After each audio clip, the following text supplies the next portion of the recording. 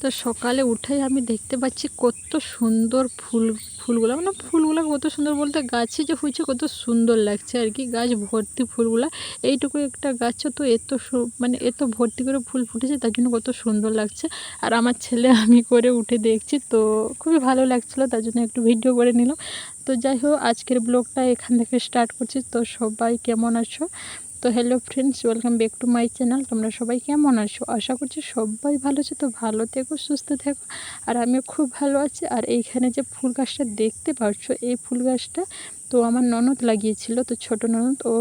এখন এখন ওর শাশুর বাড়িতে আর ফুল গাছ রয়ে গেছে, কত সুন্দর ফুলগুলো ফুটেছিল। তো যাই হোক, দেখতে খুবই ভালো লাগছিলো। আর আমার দেখো খরগোশ, তো খুবই সুন্দর লাগছিলো। যতই ওকে দেখছি ততই মন খারাপ হচ্ছে, কারণ সে নিয়ে যাবে বলছে ওনাদের বাড়িতে নিয়ে যাবে না, বলছে থাকু, আমার ছেলে নাকি দেখবে, খেলবে, এরকম একটা ব্যাপার। তো আমার বাড়িতে সবাই না বলছেন যে এখানে থাকলে যে থাকবে না, তার জন্য নিয়ে যাক, ভালোই হবে, ওরও প্রাণটা বাঁচবে। আমি বললাম খুব মন খারাপ, কারণ জানো তো এখানে তো বিড়াল তো থাকে, তার জন্য মন খারাপ তো দিতেই তো হবে, বাধ্য, আর কিছু করার নেই।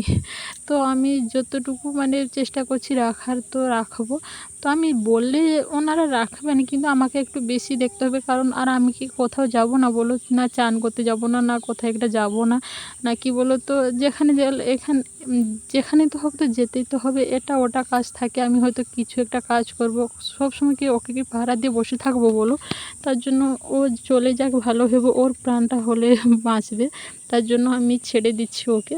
তো যাক, আমার ছেলে কিন্তু প্রচুর কান্না করবে যেদিন ওকে দিয়ে দেওয়া হবে। আমার যেটা মনে হচ্ছে এখনই, মানে টিউশন চলে গেছে বলে আমি একটু দেখছি, না হলে সবসময় ওই দেখে। আর ওর যখন স্কুল যাবে, টিউশন যাবে, আমার তখন খুবই একটা কষ্টকর ব্যাপার হয়ে যায়। এই যে বললাম, ওর কাছে সবসময় থাকতে হয়, ও ওর কাছে যাকে হোক থাকতে হবে, তারপরে গিয়ে আমি একটা অন্য কাজ করি, এরকম একটা ব্যাপার। তার জন্য আমি বলছিলাম যে ঠিক আছে, ওকে দিয়ে দাও, তাহলে ওর হলে প্রাণটা তো বাঁচবে, সে ভেবেই আমি ছেড়ে দিচ্ছি। যাই হোক, তো ও যাক, ভালোই থাকবে ওইখানে।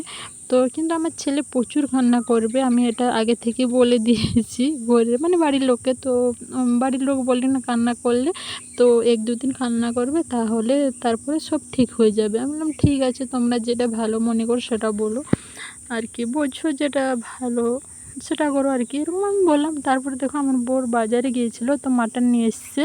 তো মাটন আজকে হবে, মাটন যে শুধু হবে সেটা না, তো শাক ভাজা হবে আর চিকেন হবে। চিকেন আমার ছেলে মানে খায়, আর মাটন খেতে চায় না। কি বলবো বলো তো, মানে এইখানকার ছেলে হয়ে মাটনটা খেতে চায় না। মাটন যেহেতু এইখানে আমাদের বাড়িতে সপ্তাহ না হলে কিন্তু 15 দিনে একবার অন্তত হয়, তো মাটনটা তো আমার ছেলে খায় না। ও যদি জোর করে খাইয়ে দেবো না, গায়ে মানে শরীর ভর্তি একটা অ্যালার্জি হয়ে যাবে, মানে প্রতিটা জায়গায় একটুও বাকি থাকবে না, এরকম একটা ব্যাপার। অনেক বড় বড় অ্যালার্জিগুলো বেরিয়েছে, সঙ্গে বেরিয়ে যাবে ও খাওয়ার পরে। তার জন্য আমরা ওকে জোরও করি না। এরকম 3-4 বার এরকম করেছিলাম, যতবার খাইয়েছি ততবার ওর গায়ে অ্যালার্জি বেরিয়ে গেছে, ওকে যদি জোর করে খাইয়ে দিই।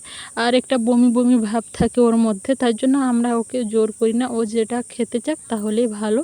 তো চিকেন খেতে চাই, চিকেন মানে সেরকম একটা খেতে চাই না। আমরা ভাবলাম আমরা মাটন খাবো, ও খাবে না কিছু, ও একটা হলেও তো খাবে, তার জন্য ওর জন্য অল্প করে নিয়ে এসে। আর হ্যাঁ, আমার ননদ আসবে, তার জন্য ও মাটন খেতে চায় না। ওর বোর খায়, কিন্তু ও খায় না।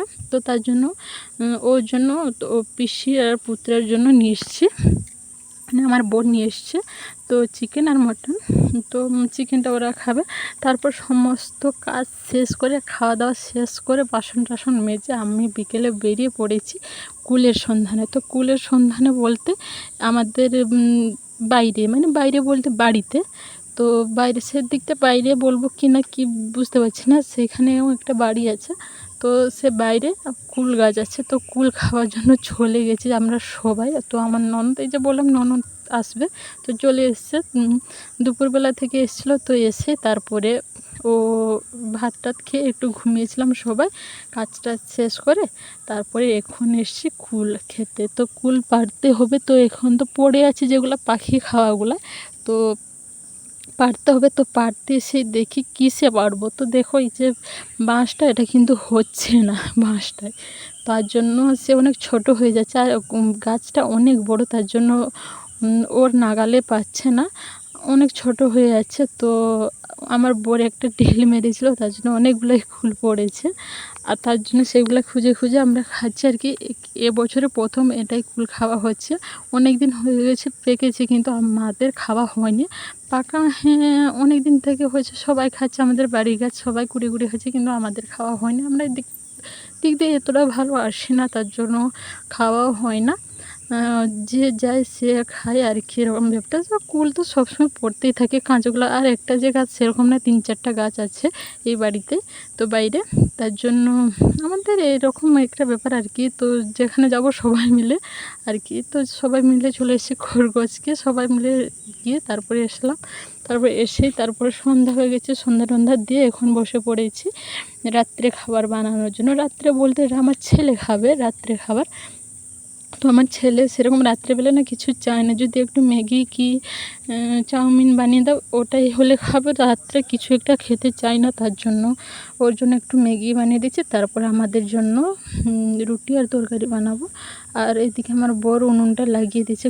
তো আমি যে বললাম, আমার বর বাড়িতে থাকলে আমাকে একটা সেরকম একটা চিন্তা করতে হয় না, আমার কাজ অনেক হেল্প করে দেয়, তার জন্য আমাকে খুবই ভালো লাগে। তো যাই হোক, ওর জন্য ম্যাগি বানিয়ে দিই। আর আমাদের তো কী হবে কী না হবে তোমাদেরকে বললাম রাতের খাবার।